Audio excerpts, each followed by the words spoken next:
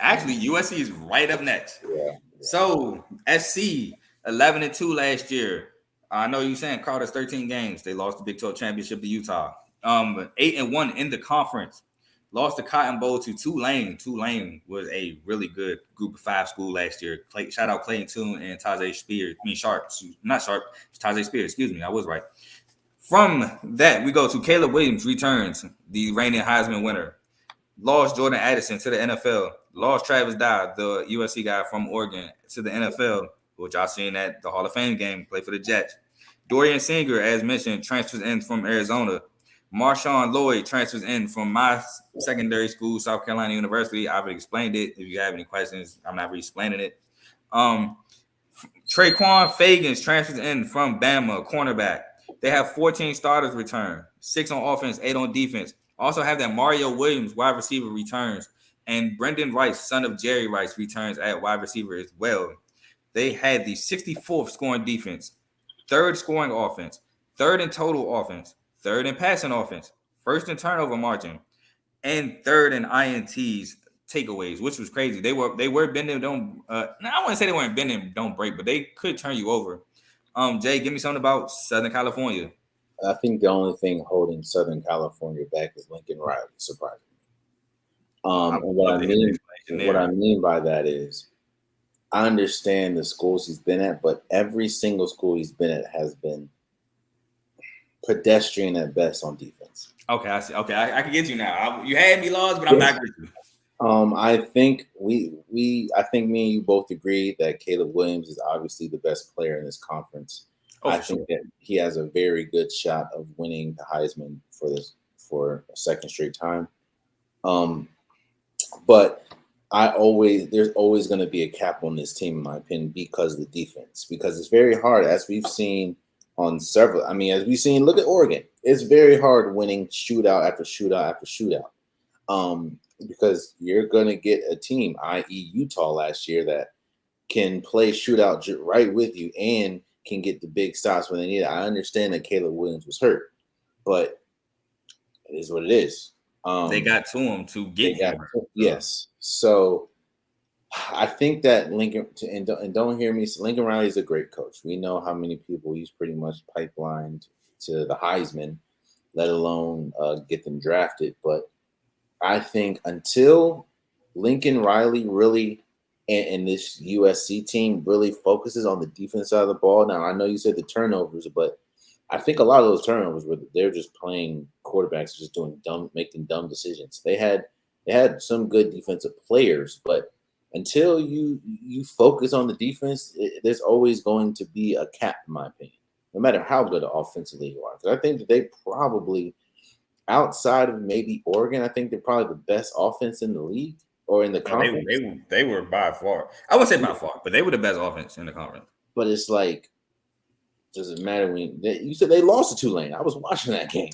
I watched it too, and Tulane came back. Yes, exactly. So it's just like, look at that. So I just expect I expect the defense to be a little worse this year because they lost some important pieces.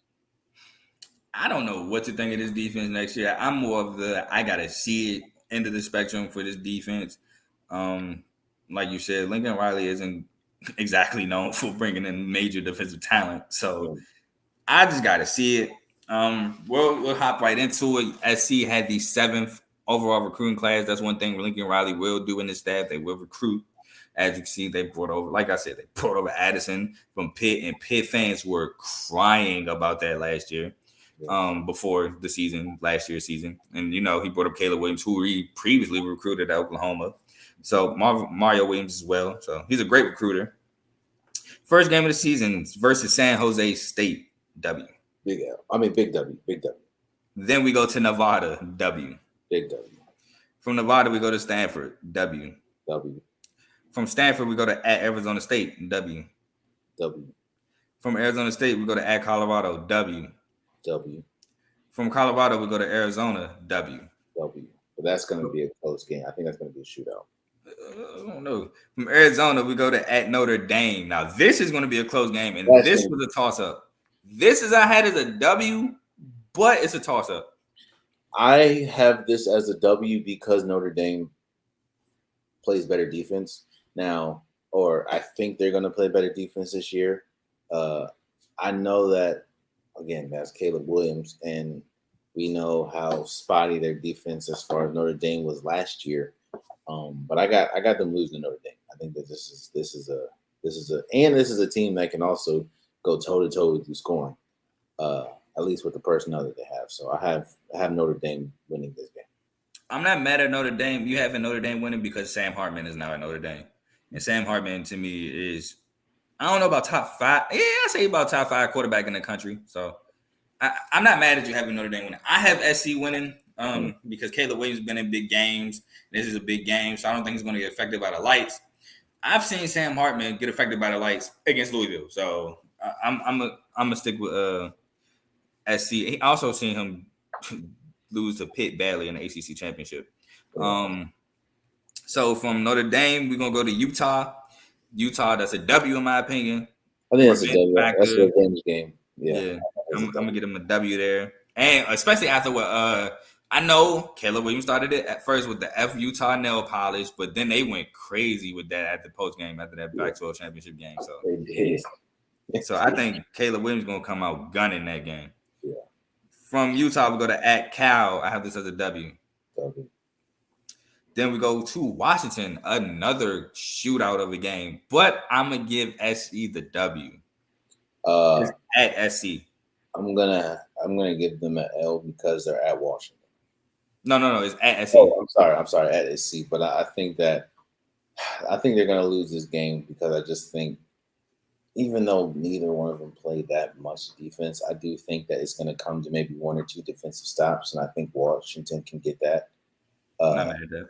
So I got Washington winning that game. All right, from Washington at Oregon, I have it as a W. Big L. Hey, they're losing 3 games this year. Gotta be seen. Caleb Williams ain't lose 3 last year. I don't know about this year. And then from Oregon, we finished with another banger. SC last 3 games are bangers versus UCLA. W. I got W. So you're going to disagree.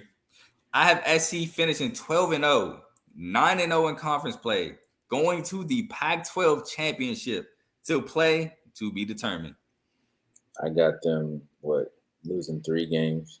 So 9-3, 9-3, 7-2 in conference play. 7-2 in conference play. And I think that 7-2 is good for a team that don't play no defense. It would be good for a regular team. For Lincoln Riley and Caleb Williams, that's not necessarily good for them.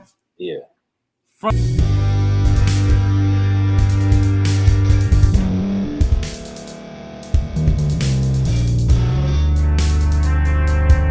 Thank you for staying to the end. If you're watching this on YouTube, please like this video, subscribe, and also hit that notification button so you can be notified next time we put out a video. If you're listening on any podcast platform, subscribe and hit that notification button, y'all, so you can be notified we put out another podcast audio.